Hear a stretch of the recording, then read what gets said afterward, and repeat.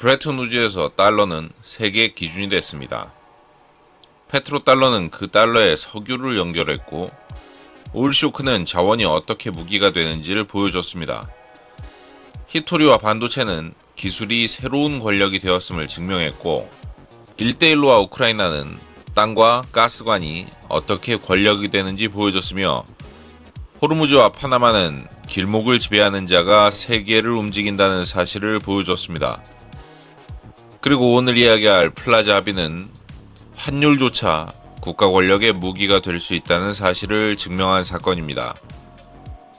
세계 2위 경제대국이었던 일본이 뉴욕 한 호텔에 단 한 번의 회의로 주저앉았다면 믿기십니까?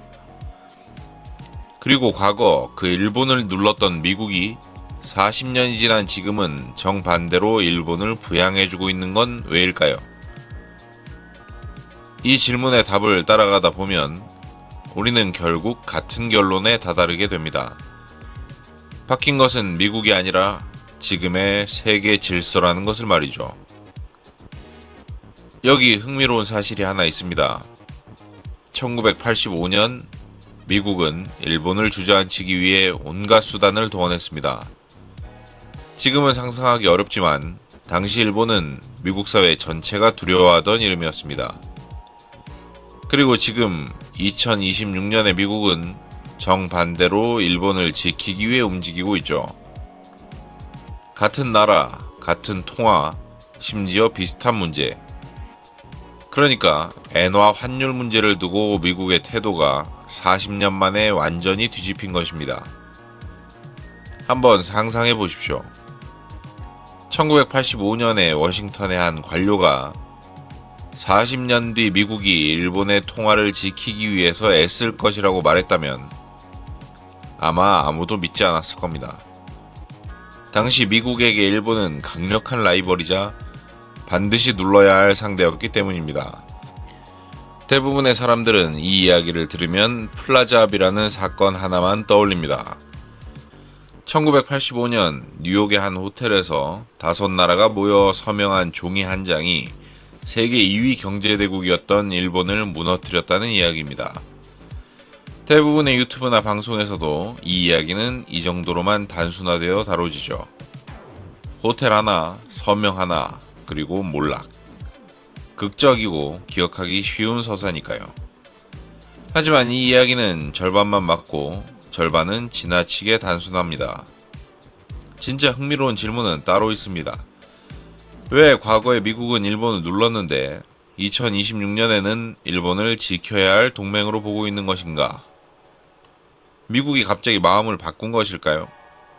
아니면 전혀 다른 무언가가 바뀐 것일까요? 이 질문은 단순한 호기심 이상의 의미를 갖습니다. 지금 우리가 목격하는 엔저와 미일 간의 통화공조, 그리고 제2의 플라자 합의를 둘러싼 논쟁을 제대로 이해하려면 40년 전 그날의 논리부터 되짚어야 하기 때문입니다. 이 질문에 답하려면 먼저 1980년대 초 전 세계 공장을 삼키고 있던 한 나라의 이야기부터 시작해야 합니다. 그 나라는 다름 아닌 일본이었고 그 시절 일본을 바라보던 미국의 시선은 지금 우리가 중국을 바라보는 시선과 놀라울 만큼 닮아 있었습니다. 1980년대 초 미국의 거리에는 이상한 풍경이 펼쳐지고 있었습니다. 도로 위를 달리는 자동차 가운데 상당수가 토요타와 혼다, 닛산 같은 일본 브랜드였고 가정마다 놓인 텔레비전과 카세트 플레이어에는 소니와 파나소닉 로고가 찍혀 있었습니다. 미국 소비자들이 일본 제품을 선택하는 가장 큰 이유는 단순했습니다. 더 적은 고장, 더 낮은 가격, 더 나은 연비. 이 세 가지에서 일본산 제품은 미국산을 압도하고 있었습니다. 반도체 시장에서도 상황은 비슷했습니다. 한때 미국 기업들이 압도적으로 장악하고 있던 메모리 반도체 시장의 상당 부분을 이제는 NEC와 도시바, 히타치 같은 일본 기업들이 가져가고 있었습니다. 우리 채널의 반도체 편에서 다뤘던 TSMC나 삼성전자가 등장하기 훨씬 전 세계 메모리 반도체 시장의 왕좌는 이렇게 한때 일본의 것이었습니다. 미국의 자동차와 가전 산업은 일본 기업들의 품질과 가격 경쟁력 앞에서 속수무책으로 밀리고 있었습니다. 디트로이트의 자동차 공장들은 문을 닫았고 노동자들은 일자리를 잃었습니다. 일부 미국 노동자들은 분노를 이기지 못해 일본산 자동차를 망치로 부수는 퍼포먼스를 벌이기도 했습니다. 이런 장면들이 저녁 뉴스를 장식할 정도로 미국 사회 전반에 깔린 위기감은 상당했습니다. 당시 하버드의 한 경영학 교수는 일본이 1등이라는 제목의 책까지 펴내며 일본식 경영과 산업정책을 배워야 한다는 목소리를 냈습니다. 이 책은 미국뿐 아니라 일본 내에서도 베스트셀러가 되어 일본 사회 전체에 자신감을 불어넣는 역할을 했습니다.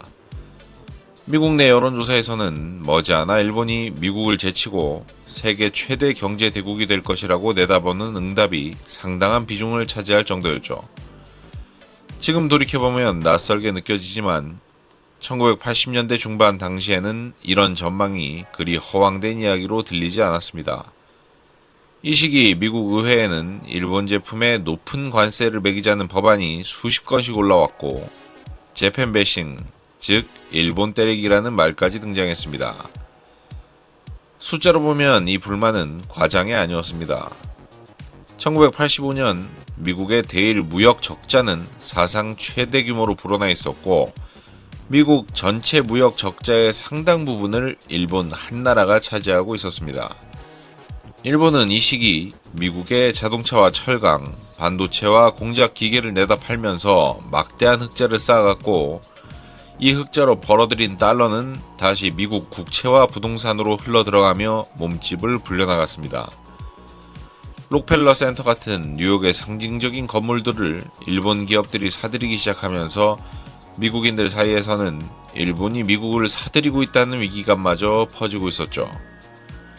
동시에 미국 달러의 가치는 지나치게 높은 수준까지 치솟아 있었습니다. 1980년부터 85년 초까지 달러 가치는 주요국 통화 대비 거의 50% 가까이 올랐습니다. 이 시기 달러 지수는 1985년 2월 역사상 최고치를 경신하기도 했습니다.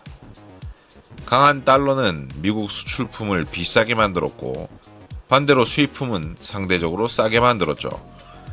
미국 안에서는 이 문제의 원인이 지나치게 강한 달러 그리고 일본이 의도적으로 엔화 가치를 낮게 묶어두고 있기 때문이라는 목소리가 커지고 있었습니다.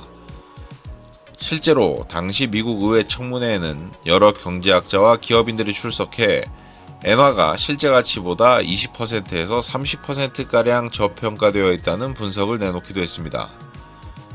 일본 입장에서는 억울한 면도 있었습니다. 일본 기업들의 경쟁력은 상당 부분 실제 기술력과 생산성, 품질 관리에서 나온 것이기 때문입니다. 1980년대 초 미국 자동차 회사들이 만든 차 한 대에 들어가는 불량 부품의 수가 일본 차의 몇 배에 달한다는 조사 결과까지 나왔을 정도로 품질 격차는 결코 환율 문제만으로 설명할 수 있는 것이 아니었습니다. 하지만 정치라는 것은 원래 억울함을 따지는 자리가 아닙니다. 미국의 불만은 점점 임계점을 향해 치닫고 있었습니다. 1985년 1월 미국의 새 재무장관으로 제임스 베이커가 취임합니다.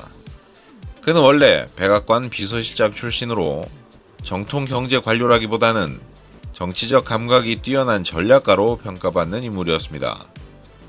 그는 전임자들과는 전혀 다른 태도를 보였습니다. 그동안 미국 재무부는 정부가 환율 시장에 인위적으로 개입하는 것에 부정적이었지만 베이커는 인사청문회 자리에서부터 이런 기존 입장을 재검토해야 한다는 뜻을 밝혔습니다.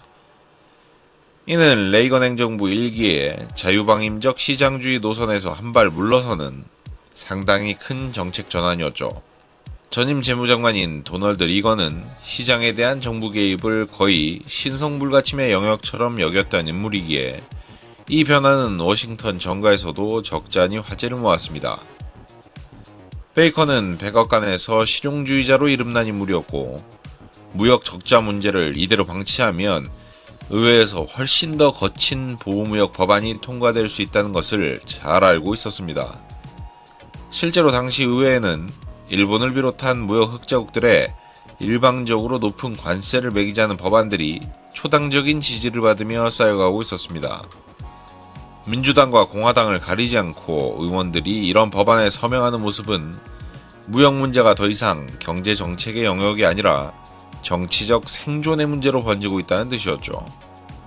베이커는 이런 법안이 실제로 통과된다면 세계 무역 질서 전체가 1930년대 대공황 시절처럼 보호무역의 악순환에 빠질 수 있다고 우려했습니다. 차라리 환율을 조정해서 문제를 풀어내는 것이 무역 장벽을 세우는 것보다는 낫다는 계산이었습니다. 그해 여름 내내 베이커의 지휘 아래 미국은 일본과 서독, 프랑스, 영국을 상대로 물밑 협상을 이어갔습니다. 이 협상은 철저하게 비밀에 붙여졌습니다. 각국 재무장관들이 먼저 런던에 모여 합의문에 초안을 다듬었고 최종 결정만 장관들의 몫으로 남겨두었습니다. 이 초안에는 각국이 시장 개입에 동원할 자금 규모까지 미리 정해두는 매우 구체적인 내용까지 담겨 있었습니다. 실무자들은 이 문서를 비공식 문서라는 뜻의 별칭으로 불렀고 공식 문서에는 남기지 않은 세부적인 약속들을 이 안에 담아두었습니다. 일본으로서도 이 제안을 완전히 거절하기는 어려운 처지였습니다. 당시 일본 정부 내에서도 엔화 절상에 대한 우려가 없었던 것은 아닙니다. 하지만 미국이라는 최대 수출 시장을 잃을 수 있다는 위협 앞에서 일본 정부는 결국 이 제안을 받아들이기로 결정합니다. 당시 일본의 다케시타 대장상은 훗날 이 결정을 두고 국익을 지키기 위한 불가피한 선택이었다고 회고했습니다. 그는 협상 테이블에서 끝까지 절상의 폭을 최소화하려 애썼지만 결국 미국의 압박과 국내 정치 상황을 종합적으로 고려해 합의에 서명하는 쪽을 택했다고 전해지죠. 그리고 1985년 9월 22일 일요일 이 다섯 나라의 재무장관과 중앙은행 총재들이 뉴욕의 한 호텔로 모여들기 시작합니다. 뉴욕 맨하튼 센트럴파크를 마주보고 선 플라자 호텔. 1907년 문을 연 이 호텔은 당시에도 이미 뉴욕에서 가장 상징적인 랜드마크 가운데 하나였습니다. 이곳으로 미국의 제임스 베이커, 일본의 다케시타 노보루, 서독의 슈톨텐베르크, 프랑스의 베러고브와 영국의 로슨까지 다섯 나라의 재무장관과 중앙은행 총재들이 속속 도착합니다. 이들은 각자 다른 시간 다른 입구를 통해 눈에 띄지 않게 호텔로 들어섰다고 전해집니다. 기자들의 눈을 피하기 위한 조치였죠. 이 회의가 열린다는 사실 자체가 그 순간까지 철저히 비밀에 붙여져 있었습니다. 취재진들조차 이 다섯 나라 관료들이 왜 같은 날 같은 도시에 모였는지 정확히 알지 못했습니다. 시장은 이 회의의 존재조차 모르고 있었고 이것이야말로 이 계획의 핵심이었습니다. 기습적으로 발표해야만 시장이 미처 대비하지 못한 채 충격을 받아들일 것이기 때문이었습니다. 회의실 안에서 다섯 나라는 합의문의 문구를 가다듬었습니다. 이미 각국의 차관급 실무자들이 며칠 전 런던에서 만나 문구 하나하나를 두고 씨름한 뒤였습니다. 장관들은 이 초안을 토대로 마지막 조율만 거치면 되는 상황이었습니다. 당시 연방준비제도 의장이었던 폴 볼커는 합의문 안에 질서 있게 라는 단어 하나를 굳이 추가로 넣자고 요청했다고 전해집니다. 볼커는 당시 이미 살인적인 인플레이션을 잡아낸 인물로 명성이 높았고 통화정책에 관한 한 가장 신중한 목소리를 내는 사람 가운데 하나였습니다. 환율 조정이 통제불능의 혼란으로 번지지 않을까 하는 우려 때문이었는데 훗날 이 우려는 실제로 현실이 되고 맙니다. 그렇게 완성된 합의문은 짧고 건조했습니다. 핵심 문장은 이랬습니다. 환율은 지금보다 더 경제의 기초 여건을 반영해야 한다. 주요 비달러 통화들의 추가적인 절상이 바람직하다. 돌려 말했지만 뜻은 명확했습니다. 다섯 나라가 함께 시장에 개입해서 달러 가치를 인위적으로 끌어내리겠다는 선언이었습니다. 통화 조작이라는 표현 대신 기초 여건을 반영해야 한다는 완곡한 표현을 쓴 것 자체가 이 합의가 얼마나 민감한 사안이었는지를 보여줍니다. 발표 직전까지 이 회의의 존재는 철저히 알 필요가 있는 사람만 아는 수준으로 관리되었습니다. 합의는 일요일 저녁 발표되었습니다. 다음날인 월요일, 전 세계 외환 시장은 충격에 빠집니다.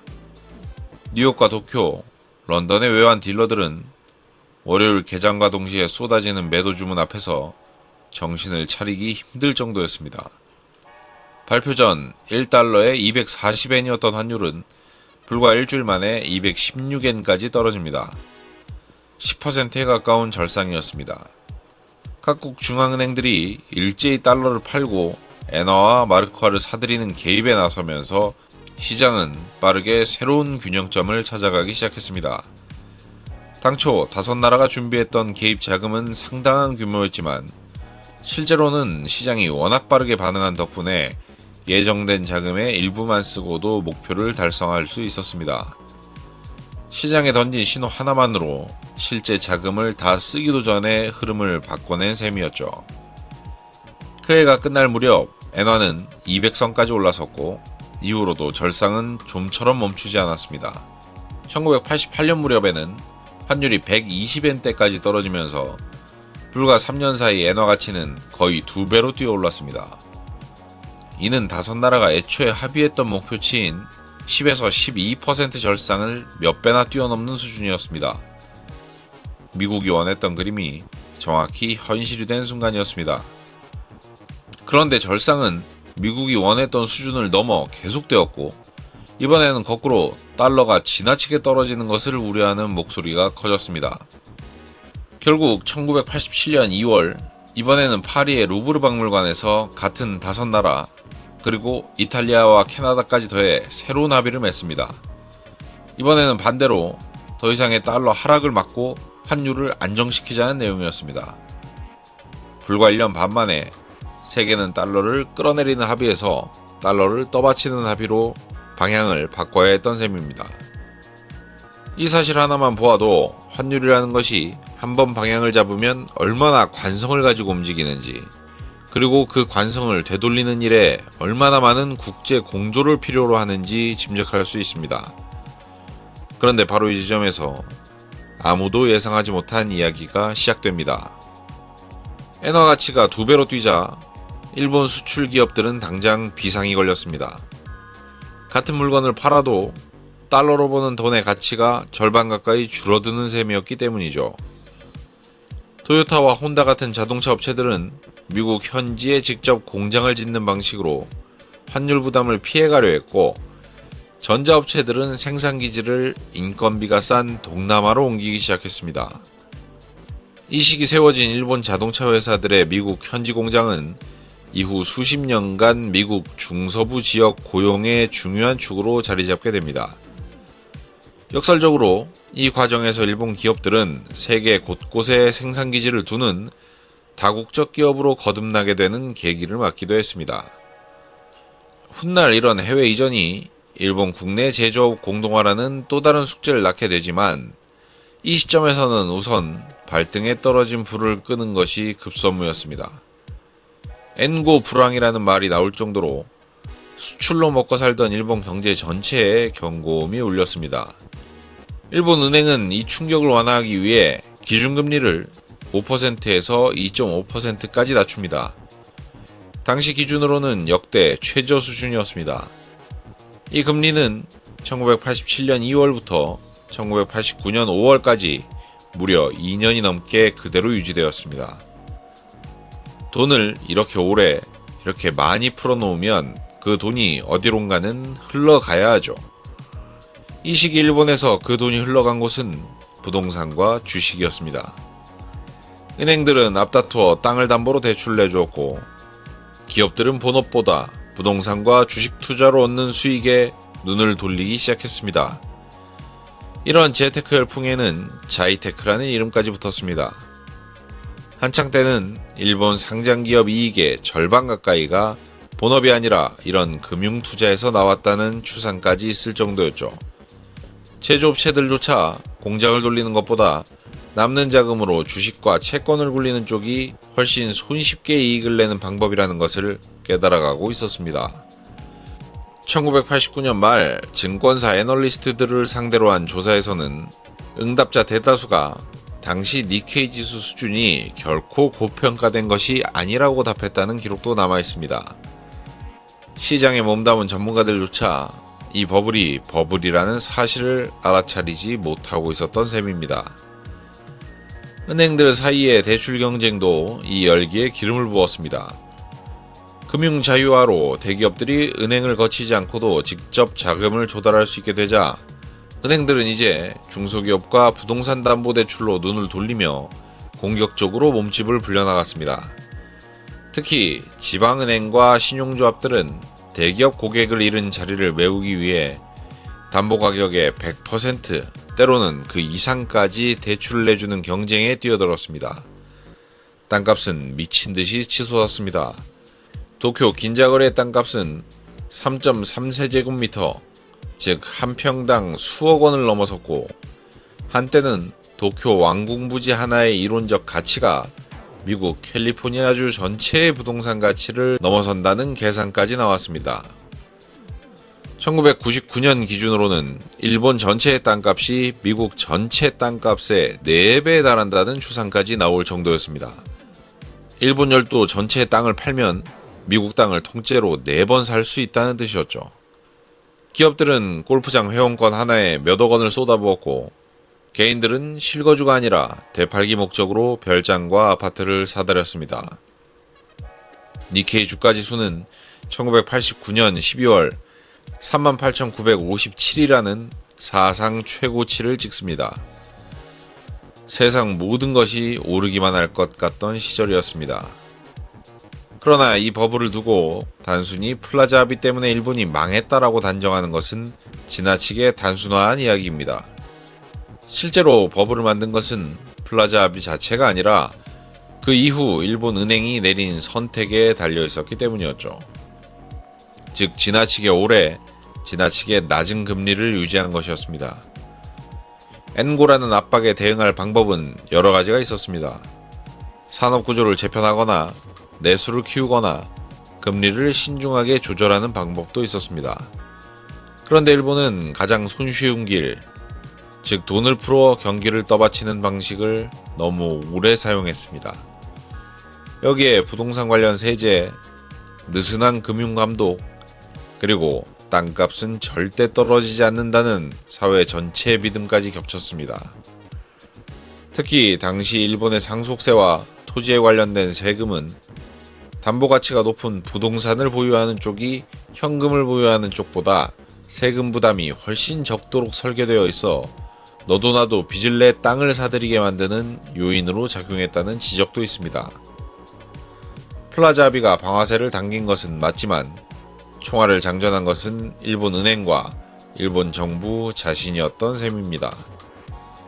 여기에 더해 당시 일본의 은행 감독 체계는 대장성이라는 한 부처가 예산과 세제, 금융감독까지 모두 틀어진 구조였고 이런 권한 집중이 오히려 위기 신호를 제때 포착하지 못하게 만들었다는 지적도 있습니다. 1989년 일본은행은 뒤늦게 금리를 다시 끌어올리기 시작합니다. 투기를 잠재우기 위한 조치였지만 이미 늦은 뒤였습니다. 니케이 지수는 1990년 한 해 동안 반토막이 났고 이후 3년 사이 고점 대비 60% 넘게 빠졌습니다. 땅값은 더 오래, 더 깊게 무너졌습니다. 1991년부터 2002년 사이 일본 전역의 땅값은 평균 80% 가까이 하락했습니다. 한때 미국 전체보다 비싸다던 도쿄의 땅값은 2004년 무렵에는 전성기의 10분의 1 수준까지 쪼그라들어 있었죠. 부동산을 담보로 돈을 빌려준 은행들은 담보 가치가 무너지면서 줄줄이 부실채권을 떠안게 되었습니다. 1990년대 후반에는 대형 금융기관들이 잇따라 무너지는 사태까지 벌어졌습니다. 일본 장기신용은행과 니폰신용은행 같은 주요 은행들이 결국 국유화되는 처지에 놓였고 야마이치 증권 같은 대형 증권사도 결국 자진 폐업을 선언했습니다. 한때 세계로 호령하던 일본의 금융 시스템 전체가 휘청거리는 순간이었습니다. 이 시기를 지켜본 한 국제 신용평가사 애널리스트는 불과 몇 년 전까지 세계 시가총액 상위 기업의 목록을 일본 은행들이 싹쓸이하다시피 했던 것을 떠올리면 이 몰락의 속도가 믿기지 않을 정도였다고 평가했습니다. 기업들은 빚더미에 올라앉았고 은행들은 부실 채권을 떠안았으며 경기는 좀처럼 살아나지 못했습니다. 살아남은 기업들 역시 빚을 갚는 데 급급해 신규 투자를 극도로 꺼리는 회사들이 다수였습니다. 경제학자들은 이런 현상을 대차 대조표 불황이라는 용어로 설명하기도 했습니다. 기업과 가게가 부채를 줄이는 데만 몰두하느라 경기가 살아날 만한 돈이 시중에 돌지 않는 상황을 가리키는 말이었습니다. 여기에 세계에서 가장 빠르게 진행된 고령화, 정체된 생산성, 그리고 과감한 구조조정을 주저한 정책까지 겹치며 일본 경제는 이후 잃어버린 10년이 잃어버린 20년으로 다시 잃어버린 30년으로 이어지는 긴 침체의 터널에 들어가게 됩니다. 플라자비는 이 모든 이야기의 유일한 원인이 아니라 긴 인과의 사슬에서 가장 눈에 띄는 첫 번째 고리였을 뿐입니다. 시간을 다시 지금으로 가져와 보겠습니다. 2024년 7월 일본은행은 오랜 초저금리 기조를 깨고 기준금리를 0.25%로 올립니다. 작은 인상처럼 보였지만 시장의 반응은 폭발적이었습니다. 그해 8월 5일 도쿄 증시의 니케이 지수는 하루 만에 12% 넘게 폭락합니다. 1987년 세계 증시 대폭락 이후 최악의 낙폭이었습니다. 이 사건의 배후에는 엔캐리 트레이드라는 구조가 있었습니다. 엔캐리 트레이드가 무엇이냐? 일본은 예적금뿐 아니라 대출에도 이자를 거의 붙이지 않습니다. 그렇기에 수십 년간 이자가 거의 붙지 않던 엔화를 싸게 빌려 이자가 높은 다른 나라 자산의 투자에 차익을 얻는 거래가 전 세계에 광범위하게 퍼져 있었습니다. 다시 말해 일본에서 거의 공짜로 돈을 빌려서 미국 국채나 주식, 신흥국 통화처럼 수익률이 높은 자산에 넣어두면 그 금리 차이만큼 손쉽게 수익을 챙길 수 있는 것이죠. 이 거래는 해치펀드 같은 전문 투자자들 뿐 아니라 심지어 일본의 평범한 가정주부들 사이에서도 인기를 끌어 와타나베 부인이라는 별명까지 붙을 정도였습니다. 이 자금의 규모는 일본 국경을 훌쩍 넘어섰습니다. 인도의 기업들이 가진 외채 가운데도 엔화 표시 부채가 상당한 비중을 차지하고 있었고 신흥국 통화와 주식시장에 투자된 자금 가운데도 상당수가 이런 식으로 조달된 엔화였습니다. 즉, 일본이 금리를 올리는 결정 하나가 일본과 전혀 상관없어 보이는 인도나 브라질, 터키 같은 나라의 금융시장까지 뒤흔들게 되는 구조였던 셈입니다. 지구 반대편의 통화정책 하나가 신흥국 가정의 대출이자와 주식계좌 잔고까지 건드리는 시대가 된 것입니다. 문제는 이 거래 전체가 엔화는 계속 쌀 것이다라는 전제 위에 세워져 있었다는 점이죠. 그런데 일본이 금리를 올리자 이 셈법이 무너지기 시작했습니다. 엔화 가치가 오르자 빌린 돈을 갚기 위한 부담이 커졌고 투자자들은 앞다투어 포지션을 정리하기 시작했습니다. 이 청산이 다시 엔화 가치를 밀어 올리고 이는 또 다른 청산을 부르는 악순환이 만들어졌습니다. 2024년 8월 5일 하루 만에 도쿄 증시에서는 113조엔, 우리 돈으로 약 1천조 원 규모의 시가총액이 증발했습니다. 이는 니케이 지수 기준 12%가 넘는 낙폭으로 1987년 세계 증시 대폭락, 이른바 블랙먼데이 이후 하루 기준으로는 최악의 하락률이었습니다. 같은 날 변동성 지수는 코로나 팬데믹 초기 이후 가장 높은 수준까지 치솟았고 비트코인을 비롯한 가상자산 시장도 동반 급락했습니다. 단 하루 만에 전 세계 주식과 가상자산 시장까지 흔들린 것이 2024년 8월의 풍경이었습니다. 이후로도 일본은행은 금리 정상화의 발걸음을 멈추지 않았습니다. 2025년 1월에는 기준금리가 0.5%로 2025년 말에는 0.75% 수준까지 올라섰습니다.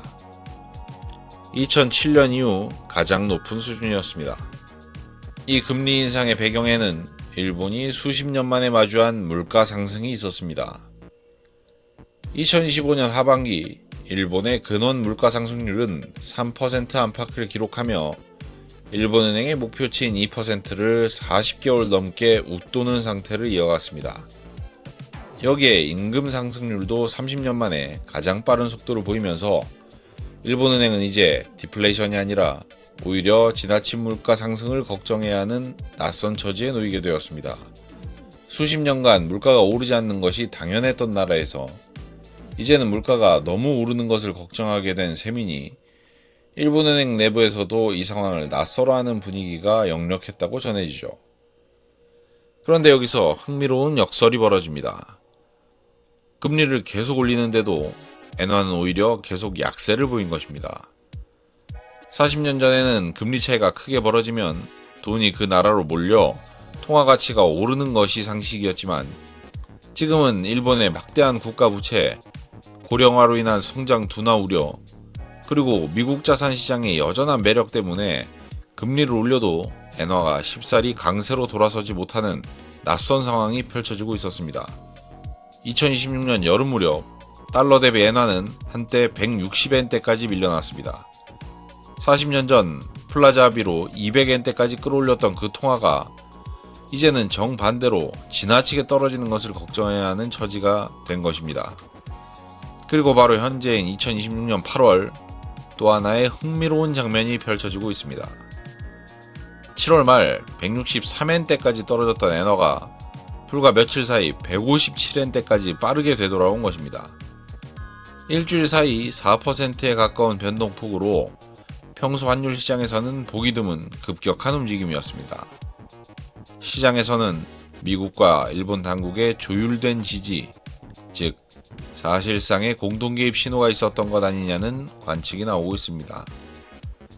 투자은행들의 보고서에는 추가 개입 경계라는 문구가 잇따라 등장했고 외환 딜러들 사이에서는 당국이 시장에 직접 모습을 드러내지 않으면서도 구두 개입과 물밑 조율을 통해 엔화 방어에 나섰다는 분석이 힘을 얻고 있습니다. 40년 전 미국이 엔화를 끌어올리기 위해 다른 나라들과 손잡았던 바로 그 방식이 지금은 정반대 방향, 엔화를 지지하기 위한 방식으로 다시 소환되고 있는 셈입니다. 같은 도구, 정반대의 목적, 이보다 더 극적인 대비는 찾기 어렵습니다. 이 대목에서 우리는 이번 이야기의 진짜 핵심으로 들어가게 됩니다. 1985년 미국은 일본을 경쟁자로 봤습니다. 그래서 엔화를 올리라고 압박했습니다. 2026년 미국은 일본을 동맹으로 봅니다. 그래서 엔화를 방어하는 쪽으로 움직입니다. 여기서 우리가 반드시 짚어야 할 것이 있습니다. 미국이 그저 일본을 위해서 움직이는 것은 아니라는 사실입니다. 미국은 언제나 그래왔듯 이번에도 철저히 미국의 국익을 위해 움직이고 있습니다. 그 국익이 무엇인지 하나씩 연결해 보겠습니다. 먼저 일본은 지금 미국 국채를 가장 많이 보유한 나라입니다. 2026년 초 기준 일본이 들고 있는 미국 국채는 1조 2천억 달러 안팎으로 중국을 훌쩍 뛰어넘는 규모입니다. 이 순위는 상징적인 의미가 있습니다.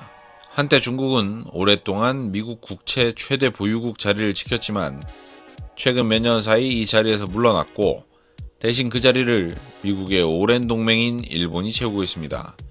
2008년 금융위기 직후만 해도 중국이 압도적인 1위였다는 점을 떠올리면 이 순위 변화는 지난 20년 사이 미중 관계와 미일 관계가 각각 어떻게 달라졌는지를 보여주는 또 하나의 지표이기도 합니다. 미국은 막대한 재정 적자를 메우기 위해 계속 국채를 새로 찍어내야 하는 처지고 이 국채를 사줄 큰 손이 필요합니다. 미국의 전체 국가 부채는 39조 달러에 육박하고 있고 이 가운데 외국인이 들고 있는 물량만 9조 달러가 넘습니다. 그런데 만약 엔화 가치가 지나치게 떨어진다면 일본 정부와 기관 투자자들은 환율 차이에서 오는 손해를 우려해 보유한 미국 국채를 내다 팔 요인이 커집니다. 일본의 생명보험사와 연기금들은 이미 지난 몇 년간 엔저 부담 속에서 해외 채권 투자 비중을 두고 계속 셈법을 바꿔왔습니다. 일본처럼 거대한 보유자가 미국 국채를 팔기 시작하면 미국 국채 금리는 뛰어오르고, 이는 곧 미국 정부의 이자 부담과 미국 내 대출 금리 전반을 밀어올리는 결과로 이어집니다. 주택담보대출 금리부터 기업 대출 금리까지 미국 경제 전반이 그 여파를 고스란히 떠안게 되는 셈입니다. 즉, 엔저가 지나치게 심해지는 것을 계속 방치하면 돌고 돌아 미국 자신의 국채 시장이 흔들릴 위험이 커지는 셈입니다. 여기에 또 하나의 셈법이 있습니다. 바로 중국입니다. 1985년 미국이 견제해야 할 최대 경쟁자는 일본이었습니다. 당시 일본은 미국의 턱밑까지 추격한 세계 2위 경제대국이었지만 동시에 군사적으로는 전적으로 미국에 의존하는 나라였습니다. 미국은 안심하고 일본을 경제적으로 압박할 수 있었습니다. 일본이 아무리 화가 나도 안보를 미국에 기댄 처지에서 결국에는 미국의 요구를 받아들일 수밖에 없다는 것을 알고 있었기 때문입니다. 이런 구조는 흔히 안보와 경제의 맞교환이라는 말로 설명되기도 합니다. 한 나라가 군사안보를 다른 나라에 의존하는 대가로 경제정책에서만큼은 그 나라의 요구를 일정 부분 받아들여야 하는 구조를 가리키죠. 지금 미국이 견제해야 할 최대 경쟁자는 중국입니다. 이 구도 속에서 일본은 더 이상 미국의 제조업 일자리를 빼앗는 위협이 아니라 중국을 견제하기 위해 반드시 곁에 두어야 할 핵심 동맹으로 위치가 바뀌었습니다. 반도체 편에서 살펴본 것처럼 최첨단 기술 공급망에서도 일본은 미국이 중국을 견제하는 데 없어서는 안 될 파트너입니다. 일본 경제가 지나친 엔저로 흔들리고 일본 내 정치와 경제가 불안정해지는 것은 미국 입장에서는 동아시아에서 중국을 견제할 파트너 하나를 잃는 것과 다름없는 셈이죠. 정리하면 이렇습니다. 미국이 일본을 지키는 이유는 단순한 우정 이면에 미국 국채 시장의 안정과 중국을 견제할 동맹체제의 유지, 이 두 가지 자신의 이익 역시 녹아있는 것입니다. 여기에 더해 일본은 미국의 인도태평양 전략에서 병력과 기지를 제공하는 핵심 축이기도 합니다. 오키나와를 비롯한 일본 곳곳의 미군 기지는 대만 해협과 남중국해에서 벌어지는 모든 긴장 상황에 미국이 즉각 대응할 수 있게 하는 전진기지 역할을 합니다.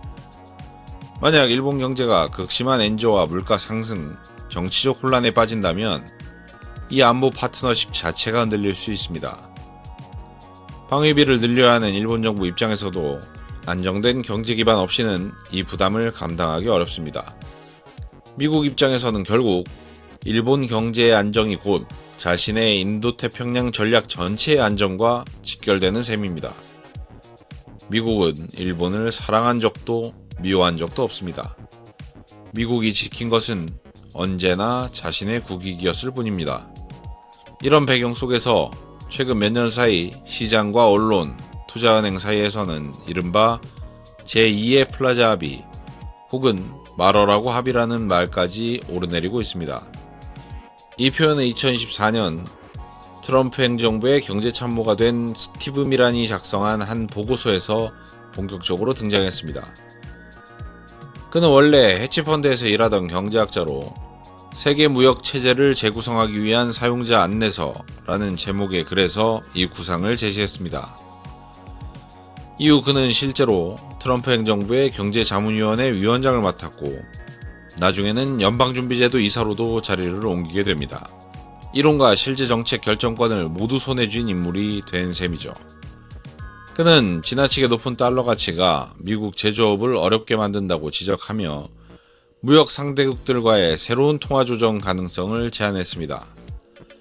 동시에 그는 미국의 안보 우산 아래에 있는 나라들에는 낮은 금리로 미국 국채를 계속 사들이는 대가로 안보를 제공한다는 식의 훨씬 노골적인 거래 구조까지 거론했습니다.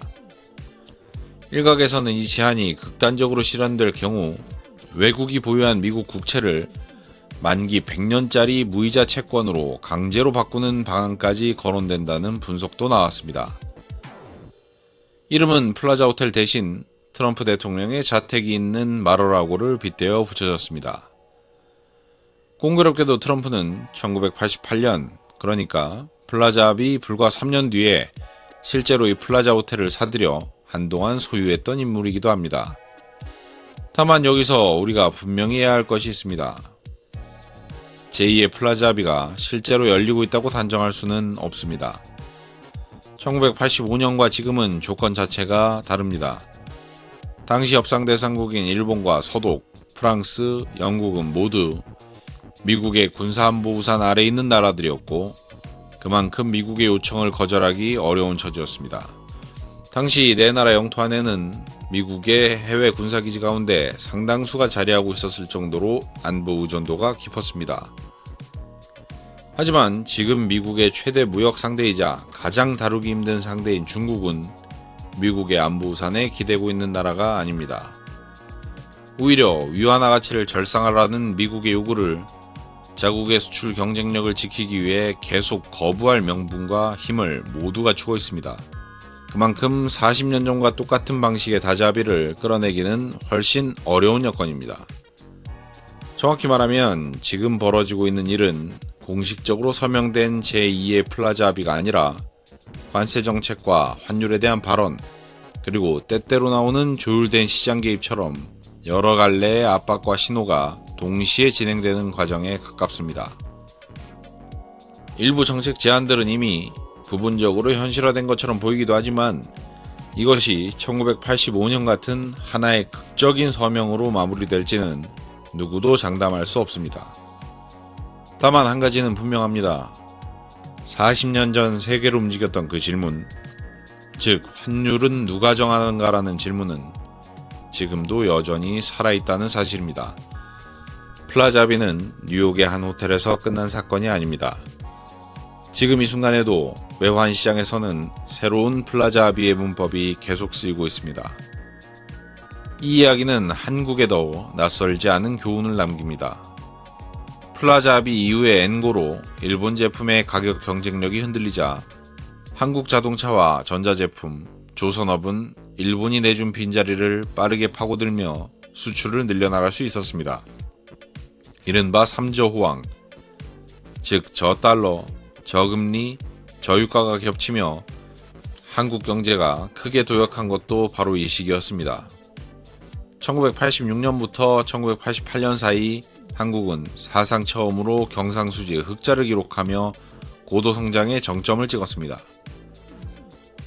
일본이 겪은 어려움이 바로 옆나라 한국에는 기회로 작용한 셈이었습니다. 하지만 한국 역시 이후 몇 차례 일본과 비슷한 함정 앞에 서야 했습니다. 외환위기 직전에도 2008년 금융위기 직전에도 급격한 자본 유입과 자산가격 상승, 그리고 그 뒤를 따르는 급격한 되돌림이라는 패턴은 낯설지 않게 반복되었습니다. 일본이 남긴 가장 중요한 교훈은 단순합니다. 외부의 충격 그 자체보다 그 충격에 국내 정책이 어떻게 대응하느냐가 훨씬 더 큰 결과를 만든다는 것입니다. 1985년 미국은 일본을 견제했습니다. 2026년 미국은 일본을 지킵니다. 40년 동안 미국이 변한 것이 아닙니다. 세계 질서가 변한 것입니다. 미국이 눌러야 할 경쟁자의 이름이 일본에서 중국으로 바뀌었을 뿐 미국이 자국의 이익을 지키기 위해 환율이라는 도구를 주저없이 사용한다는 원칙 자체는 단 한 번도 바뀐 적이 없습니다. 여기서 우리는 이 채널이 지금까지 반복해서 던져온 질문과 다시 만나게 됩니다. 돈의 흐름을 결정하는 것은 시장의 순수한 수요와 공급이 아니라 그 시장 뒤에 놓인 힘의 균형이라는 사실입니다. 브레튼 우즈에서 그 힘은 금과 달러의 교환 비율에 새겨졌고 페트로달러에서는 원유 결제 통화에 새겨졌으며 오늘 이야기한 플라자 합의에서는 환율 숫자 그 자체에 새겨졌습니다. 히토리와 반도체 편에서는 그 힘이 정제기술과 나노미터 단위의 정밀함 속에 새겨져 있었고 1대1로와 우크라이나, 파나마와 호르무즈 편에서는 그 힘이 길과 병목 속에 새겨져 있었습니다. 이번 편에서 그 힘이 새겨진 자리는 우리가 매일 무심코 확인하는 증권 앱 속 숫자, 환율이라는 바로 그 자리였습니다. 환율은 시장에서 저절로 자연스럽게 결정되는 숫자가 아닙니다.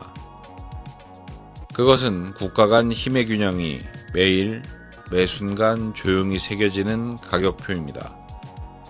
그리고 그 가격표를 누가 어떻게 쓰는가는 언제나 그 시대에서 가장 강한 나라들의 이해관계에 따라 결정되어 왔습니다. 1985년 그 가격표에는 일본을 눌러라 라는 문장이 새겨졌습니다. 2026년 같은 가격표에는 일본을 지켜라 라는 문장이 새겨진 것입니다. 이 두 문장은 서로 정면으로 모순되는 것처럼 보이지만 사실은 하나의 원칙을 두 개의 다른 시대에 각각 적용한 결과일 뿐입니다. 그 원칙은 이렇습니다. 미국은 언제나 그 시대마다 가장 위협적인 경쟁자를 겨냥해 자신이 가진 가장 강력한 도구, 즉 기축통화의 지위를 사용해왔다는 것입니다. 이 도구는 총이나 관세보다 훨씬 조용하지만 훨씬 오래, 훨씬 깊게 작용합니다. 그리고 그 경쟁자가 아닌 나라, 즉 자신의 편에 선 나라에는 똑같은 도구를 정반대 방향으로 조용하지만 분명하게 사용해왔습니다. 1985년에 일본은 경쟁자였기에 압박을 받았고 2026년에 일본은 동맹이기에 보호를 받고 있습니다. 이 하나의 대비가 이번 이야기 전체를 관통하는 핵심입니다. 그 사이에서 변하지 않고 남은 것은 미국이 이 도구를 강력하면서도 주저없이 활용한다는 것입니다. 이 채널이 지금까지 여러 편에 걸쳐 되풀이하면서 확인해온 바로 그 사실을 플라자비는 환율이라는 가장 일상적인 숫자를 통해 다시 한번 증명해주고 있습니다. 매일 스마트폰으로 확인하는 환율 앱 속 숫자 하나에도 이렇게 거대한 국가 간 힘의 계산이 숨어 있다는 사실을 기억할 필요가 있습니다. 1985년에도 2026년에도 그리고 앞으로도 이 원칙은 크게 다르지 않을 것입니다. 버블 경제 최상의 시절 그 화려했던 도쿄의 빌딩 스카이라인을 상상해 보십시오. 한때 그 도시의 땅은 미국 전체보다 비싸다는 평가가 깔려 있었고 지금 이 도시의 통화는 40년 전과는 정반대의 이유로 다시 세계 경제 뉴스의 한복판에 서 있습니다. 돈과 권력, 이번 이야기가 알려주는 답은 이것입니다. 환율은 단순한 숫자가 아니라 국가 간의 권력 차이가 새겨지는 자리라는 것, 그리고 그 권력의 주인이 누구인가는 시대에 따라 계속 바뀌어 왔다는 것. 바뀌지 않는 것은 오직 단 하나, 가장 강한 나라가 패권을 지키기 위해 도구를 쓸 때는 결코 주저함이 없다는 사실일 뿐입니다. 그럼 다음 이야기에서 또 다른 흥미로운 돈과 권력의 이야기로 찾아오겠습니다.